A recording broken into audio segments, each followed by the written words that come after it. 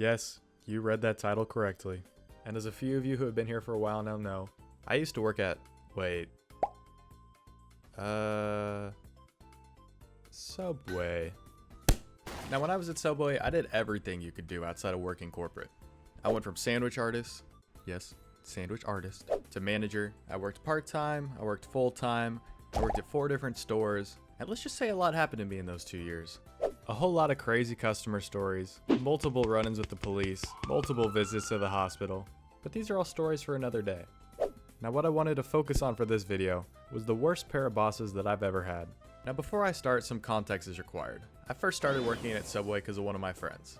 The both of us were hard-working little sandwich artists who had already been promoted to shift leaders, and we were both next in line for the assistant manager role. Now each store only has room for one assistant manager, so I moved to another Subway to get the role of assistant manager since my friend was at our original store first. Now this new store I was going to was notorious for being poorly managed.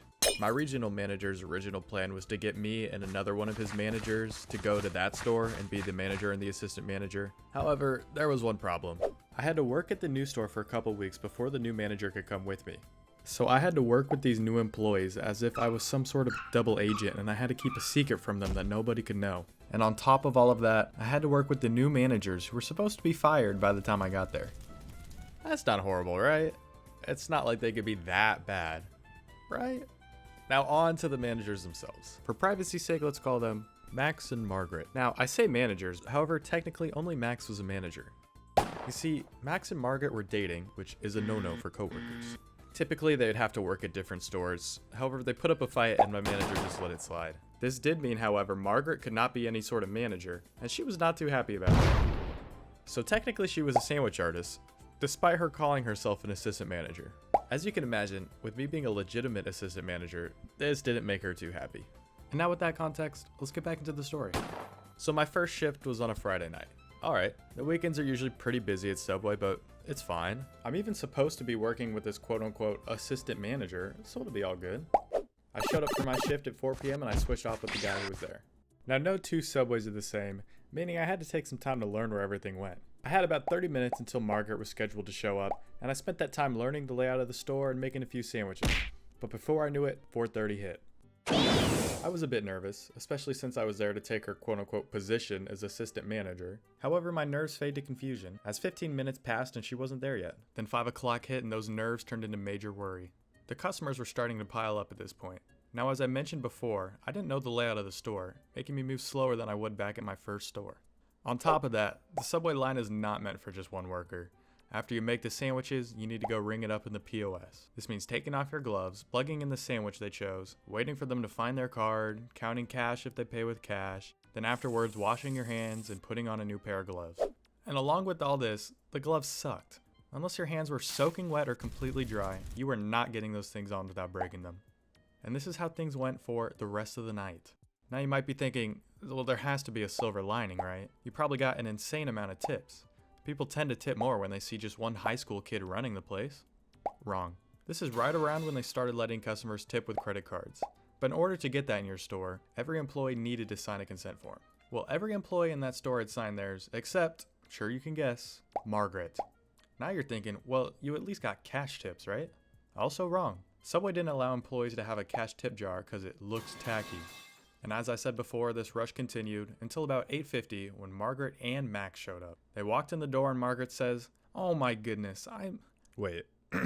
Oh my goodness, I am so sorry we left you here alone. There was a mix-up with the schedule and we would..." Oh, sorry, I misread that. What she actually said was, "The regional manager must have messed up the schedule." Yep, not even a fake, "Oh, sorry you're here alone." You see, for some reason, Margaret and Max had to do everything together. When the store needed deposits dropped off at the bank, they would both always go together. Out of lettuce and need a box from another store? Yep, they're driving there together. And every time they would drive somewhere together, when they got back, they would sit in their car in the parking lot, of course still clocked in. And this inability to separate is what led Margaret to not coming in for her shift. You see, since I was new, I needed to be added to the schedule. So our regional manager took over the schedule creation duties for that week. This meant Max and Margaret couldn't schedule themselves together for every single shift. So her solution? Don't show up. Now while I was having the time of my life at this new store, Things fell through with the new manager that was supposed to come in. He decided to stay at his old store, meaning Max and Margaret couldn't be fired because there was no one to replace them. On top of this, my regional manager decided to go ghost, like he's Danny Phantom, and I barely heard from him for the next 2 months. This meant I was stuck at the new store with Max as my manager, and Margaret pretending like she was. During this time, I just kept my head low and did my best to avoid Max and Margaret, and it ended up being alright. Now, I want to focus on Margaret for a second. You see, Margaret is the type of person who listens to Tom MacDonald unironically. And for those of you who know who he is, that gives you a perfect mental image on the type of person Margaret is. And if you don't know who that is, you're lucky. Now, also, as you've heard in this story, Margaret was pretty lazy, and there were lots of ways she would avoid doing work. One of those was sitting and playing games on her iPad. Yes, you heard that correctly. The iPad she's supposed to use to take inventory and stuff, she would play games on it. There was this one time I walked into the store and I was ready for my shift. I got in and Max was up front messing with the register. I clocked in, I went to the back just to see only one of my coworkers back there. Wow, I thought to myself. No Margaret?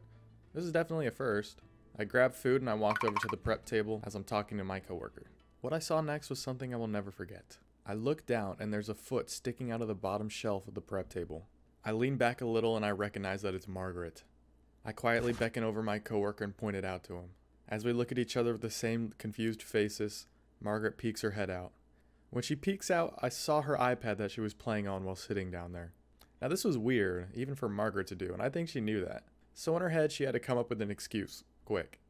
When Margaret looked up at me, she said, "Shh, I'm hiding so I can scare Max." I don't even have words to describe what I was thinking in that situation. All I knew at that moment was that I needed to get out of that store. So I just said, okay, and went back to work like nothing happened. That night I texted my regional manager and I told him to get me out of there or I was quitting. Thankfully, 2 weeks later, I was on to my next store, free from Max and Margaret. First off, thank you guys for watching. I have a lot more stories from my time at Subway, and if people like this video, I'll be sure to make those stories into videos too. I didn't beg in the video, so please leave a like, comment, subscribe, send the video to 20 friends or you'll have bad luck for 10 years and all that. I've been working on videos since the day after I uploaded the Castle of Magic one, and I've been working on this video since September. No prolonged breaks this time either, just grinding it out 6 out of 7 days a week for 4 months straight. I've got big plans coming up for videos in the future, so stay tuned if you like this one. Thank you guys again.